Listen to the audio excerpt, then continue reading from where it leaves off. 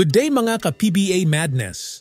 Sa nangyayaring performance ng San Miguel Beermen ngayong Commissioner's Cup, hindi malayong meron talagang niluluto ang SMB Management na players movement. Lalo na patuloy ang pagangat ng laro ng mga batang team na converge at rain or shine. Bagamat kilala nga ang SMB sa pagha-harvest ng mga veteranong players, nababagay ang galawan sa kanilang main man na si Junmar Fajardo, iba pa rin ang bata na kayang makipagsabayan sa bilis at pisikalan ng mga batang players ngayon. Nagiging problema ng SMB ang consistency ng laro ng kanilang mga gwardya. Palubog na nga ang laro ni Chris Ross at maaaring huling season na ni Chris Ross ngayong season 49 sa SMB.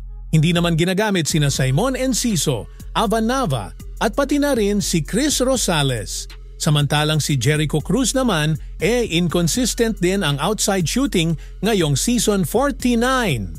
Kung hindi natin makikita sa mga gwardya ng Beermen ang hunger to win the game, malabong madepensahan ng SMB ang kanilang titulo or malabo din na makapasok ang Beermen sa playoff round. Sa ngayon mga kamadness, SMB at Magnolia ang kailangang magkaroon ng pagbabago sa lineup.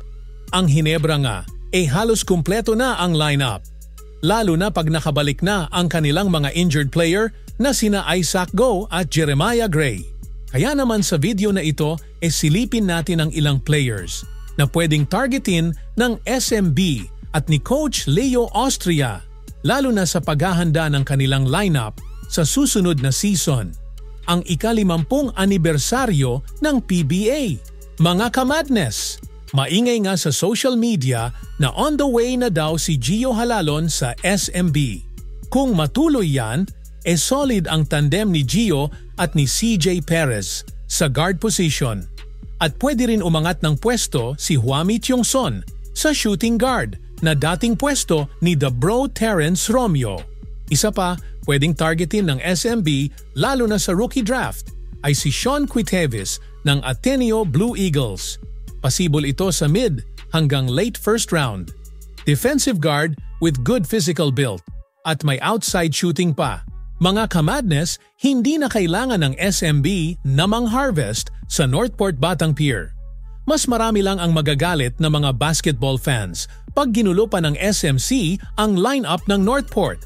Kaya para sa akin nga, i-trade na lang ng SMB sina Jeron Teng, Jericho Cruz at Rodney Brondial, kapalit ng early first round pick para sa season 50.